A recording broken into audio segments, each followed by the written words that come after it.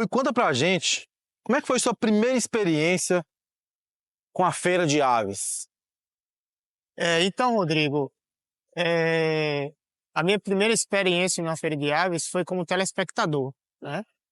Tinha surgido uma feira de aves em Piritiba, né, realizada por um colega, né, e um colega aqui de Baixa Grande, ele me convidou a ir, a essa feira em Piritiba de aves, e eu fui como telespectador. Quando eu cheguei à feira, eu fiquei encantado com algumas aves. No entanto, eu já era criador de aves ornamentais, né, mas a visibilidade que eu tive, né, foi a galinha-balão, né, que estava lá na feira, era justamente o meu colega daqui de Baixa Grande, calabresa, né, que tinha levado para expor, né, em Piritiba. E subsequente, eu fui à primeira feira, né, que daí eu fui como expositor e comercializar a ave. O que mais te chamou atenção, ô Igor, nessa primeira feira que você foi? O que que você observou lá que te fez querer entrar assim, nesse meio de participar das feiras também? Então, eu observei, nas aves uma estrutura maior que as outras, né, uma beleza, né, extraordinária com diversas plumagens, né, eh, e a questão da rusticidade da ave. Lá eu observei também que as pessoas elas se aglomeravam mais junto à galinha-balão, né. Você já criava aves antes dessa feira ou foi algo totalmente novo para você nessa época? Então, aves eu criava aves ornamentais, né, criava aves ornamentais e galinha caipira normal para abate. E daí quando surgiu essa ave eu passei a criar também. Como é que foi a transição assim das aves ornamentais para a galinha-balão? Então eu passei num período ainda criando, as aves ornamentais, né, junto com as galinhas balões, né. A transição foi lenta, né, eu fui retirando as aves ornamentais devido ao clima, a quantidade de aves, né, e passei a criar apenas a galinha-balão. E como é que foi, ô Igor, a sua primeira feira, agora não mais como espectador, vendendo as aves? Como é que foi essa experiência? Então, na primeira feira que eu fui, como já tinha, ido na primeira feira e vi o olhar do público voltado pra galinha-balão, né, eu já fui com vendas já prontas, né, já fui já com a pré-venda já confirmada. Eu fui expor algumas aves e fazer as entregas das outras que eu já tinha já com as vendas pré-confirmadas. E você tinha uma noção, assim, de que havia um mercado promissor dessa ave, ou foi uma surpresa, assim, quando você foi expor as aves e já tinha uma procura grande? Na primeira feira, eh, a expectativa não era tão grande, porque eu fui já com as pré-vendas já prontas, mas quando eu fui expor junto na primeira feira, eu vi que a quantidade de pessoas que me procurou para adquirir futuramente foi imensa. Então aí despertou esse olhar, entendeu? Do comércio promissor. Na primeira feira, você lembra quantas aves que você levou, se você vendeu tudo, como é que foi, assim, quanto tempo que vendeu, se você tiver vendido? Não, eu levei umas 20 aves, né, entre pintinhos e aves adultas, algumas também aves ornamentais, na época que ainda tinha, aqui a gente chama de saqué, mas tem a cocá branca, eu levei já em pré-venda também, mas durou mais ou menos uns 30 minutos, né, uns 30 minutos. E o que te fez continuar, assim, a continuar indo nas feiras? Ó, 2 motivos. O primeiro motivo é que eu gosto de aves, né, eu gosto, até hoje eu crio aves não apenas pelo comércio, mas porque eu gosto de galinhas, gosto de aves, não só a galinha balão. E o comércio, eu via a visibilidade que era bastante promissor, né? Era rentável. Você conseguia, às vezes, triplicar o valor de comércio inicial. E depois dessa feira que você participou, que foi a primeira, que foi, na verdade, a terceira feira no geral, né, que você participou, e a primeira que você estava lá presente. Quais foram os próximos passos e quais outras feiras assim, que você lembra que você participou? Então, logo em seguida, eu participei de outra feira que foi em Piritiba, novamente, mas não mais como telespectador, né? Já fui já com pré-vendas, né? Participei em feira de Ipirá, né? Realizada por um colega também. E, e assim, os passos era só adquirir mais aves e vender nas feiras e expor, né? Eu sempre tentei produzir, mas como o comércio era muito amplo, não tinha tempo, não tinha como você atender a todos, né? Conta quanto tempo que eram as feiras, geralmente. Olha, quando eu comecei ir frequentar as feiras, geralmente tinha uma a cada 15 dias. A cada 15 dias nas cidades circunvizinhas. Então não dava tempo nem de Não, produzir não nada. dava tempo de produzir, até porque é uma vez só o período de reprodução no ano da ave, né? O normal, né? Então não dava tempo. E como é que você fez para você poder atender as pessoas? Então aí eu recorri aos criadores daqui de Baixa Grande, né? Eu ia até alguns criadores aqui de Baixa Grande e adquiria as aves para expor e para comercializar. Então você criou um novo negócio que não existia aqui Não, praticamente. não, não existia. E como é que era as Na vendas verdade, não naquela época? existia nem aqui em Baixa Grande, nem em outro local, né? E como é que eram as vendas aqui local das aves? Como é que você pagava na época assim? Como é que eram as vendas na feira? Dava para ter um bom lucro? Como é que era? Então, aqui a gente adquiria em um valor e a gente conseguia triplicar o valor, né? Eh, eu me recordo que a primeira ave que eu comprei foi R$ 40, né? Foi R$ 40. Eu consegui, fazer mais do triplo, né? Eh, E em qual momento assim, Igor, que você viu, percebeu que esse negócio ele poderia se tornar assim algo muito maior? aí foi uma feira de aves que eu fui numa cidade aqui em Rui Barbosa e chegando lá, né, tinha uma pessoa lá da comunicação, né, da prefeitura que foi contratada e que fez um vídeo e publicou, né, dessa ave, né, que eu estava lá, que era um galo e mais algumas fêmeas, algumas galinhas. E daí eu percebi que o comércio era tão promissor que eu nem imaginava. Recebi uma proposta, né, que essa proposta foi um valor muito alto na época, que foi um valor praticamente de um veículo, né.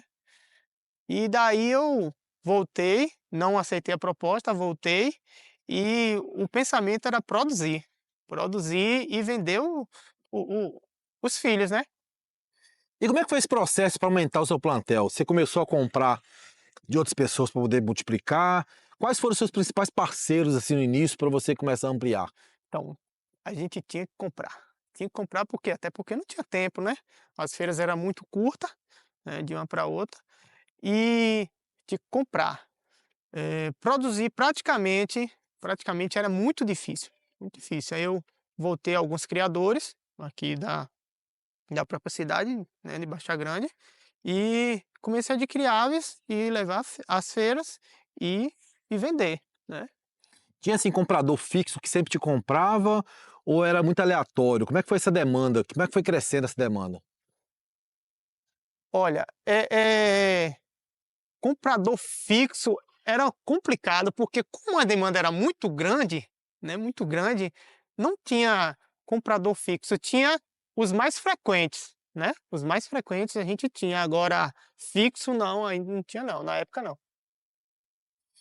Em que momento, ô Igor, que você percebeu que a sua criação ela estava ganhando destaque assim da raça e as pessoas estavam vindo procurar você com mais frequência?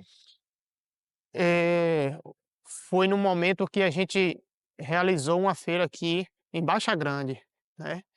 Em Baixa Grande eu tinha um galo, né, e era o destaque da feira, em que o pessoal, eh, começou a olhar diferente para o galo, e eu percebi que o galo era destaque. E aí, a partir desse galo, que meu criatório passou a ser, mais olhado com com outras, eh, vamos dizer assim, com outra visão, né, na área da galinha balão. Como é que foi assim, você vê as pessoas procurando especificamente as suas aves ali na feira e às vezes deixando até outros de lado e focando em você? Como é que você se sentia nessa época? Hum, Praticamente eu ia para a feira, expor minhas aves, né, mas, não tinha outras pessoas com aves balão. Era praticamente eu, calabresa, né, Nel, que a gente, na verdade, a gente ia junto para a feira. A gente ia junto para a feira. Não existia diversos criadores, era apenas a gente. Você falou do galo aí que surgiu, né, que o galo valioso. Quando e como que surgiu esse galo? Você sabia que ele já era especial logo de início? Como é que foi a história dele?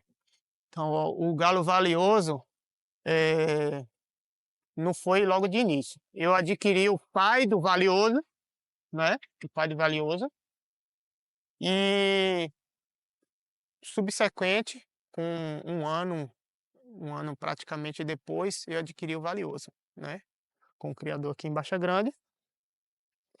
E quando eu vi o galo, eu vi que ele era diferente, porque a harmonia do galo mostrava mostrava que ele era diferente dos outros galos, né.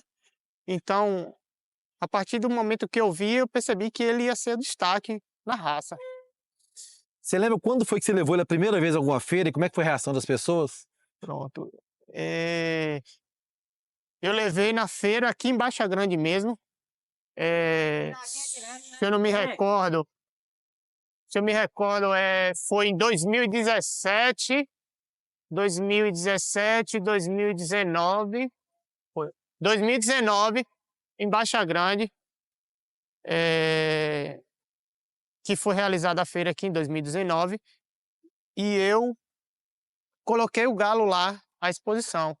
E quando eu coloquei, eh, foi o que aconteceu nas outras feiras. Existia um destaque, do galo pela estrutura, harmonia, carcaça, né, e o pessoal começou a olhar o galo.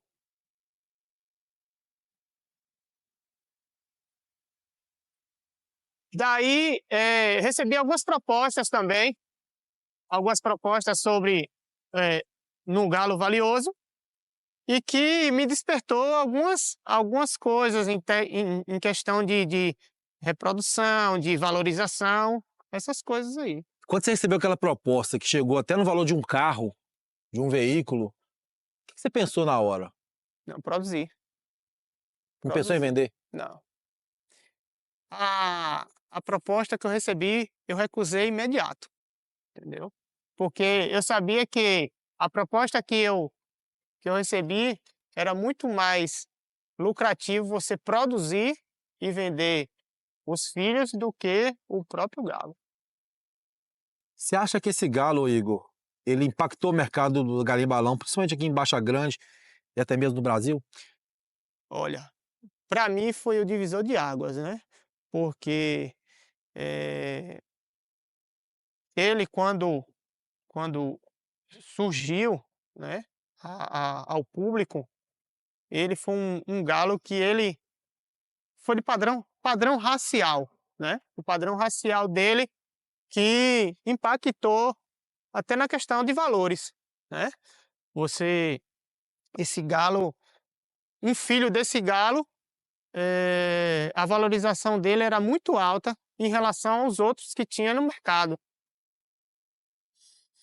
E a partir desse momento aí, como é que foi a valorização das aves, assim? Os preços começou a subir rapidamente ou foi aquele negócio mais devagar? Como é que foi? A partir do galo, os preços deu um boom, né, porque como ele foi publicado na mídias, nas redes sociais, eh, expandiu-se muito rápido o valor que foi ofertado pelo galo. Então, logicamente, os filhos dele seria valorizado e a ave, por si só, foi valorizada diretamente. E você percebeu que houve interesse, assim, até mesmo de outros criadores aqui de Baixa Grande, em querer criar mais, querer criar melhor, querer investir também? Sim, sim, sim. Diversos criadores aqui, inclusive alguns criadores que iam expor com a gente, né? Ia expor com a gente, eles tomou isso como incentivo para criar mais aves, para melhorar o plantel, né? Hoje, ô Igor, olhando para trás, o que você diria sobre foi o maior aprendizado nessa jornada aí como criador da Galinha Balão? Sua. O maior aprendizado, então, olha só, essa ave, né? Essa ave, ela trouxe união, né? Ela trouxe união.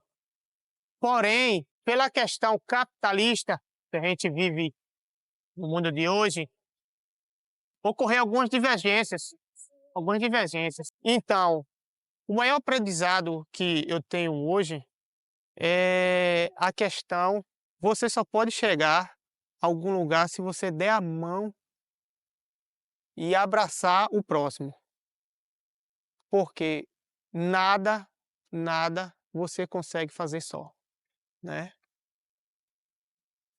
Hoje, Igor, o que você acha? Qual que é a sua visão sobre o futuro da Galinha Balão?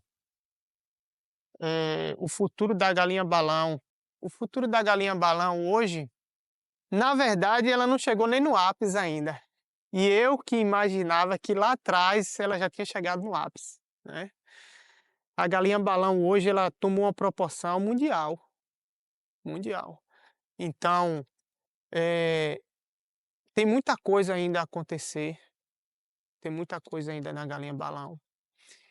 E eu acredito que a galinha balão hoje ela eh eh,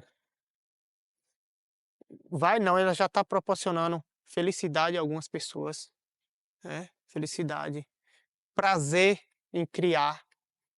Ela está proporcionando vínculos de amizade, né.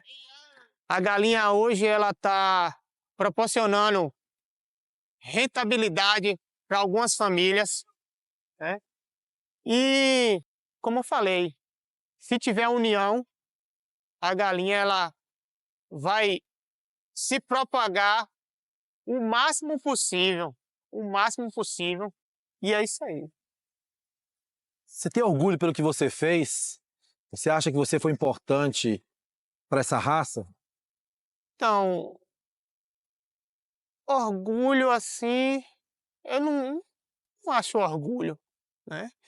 Eu acho que eu simplesmente fui um criador, igual a qualquer um, que quis mostrar um pouco do que eu gosto, né. E, lógico, né, e ganhar o meu dinheiro, né, honestamente. Então, hoje eu me sinto satisfeito em poder ter ajudado a resgatar essa ave que estava praticamente perdida, né, perdida, ela estava esquecida, né. Você queria deixar alguma mensagem, Igor, para as pessoas que estão conhecendo essa ave agora ou conheceram aí de pouco tempo para cá e estão começando a investir, são pessoas que estão gostando da ave, etc. Que mensagem que você deixaria para essas pessoas? A mensagem que eu deixo para essas pessoas é que tem que ter paciência, resiliência, né. Essas aves ela hoje é mundial, né, elas são as aves já supervalorizadas e que, eh, a gente tem que fazer o que gosta, né. E essas pessoas que estão iniciando hoje aí, elas devem procurar, pessoas honestas também no mercado de da ave. Ela deve melhorar o seu plantel a cada dia que passa. E é isso aí, né, e nunca desistir.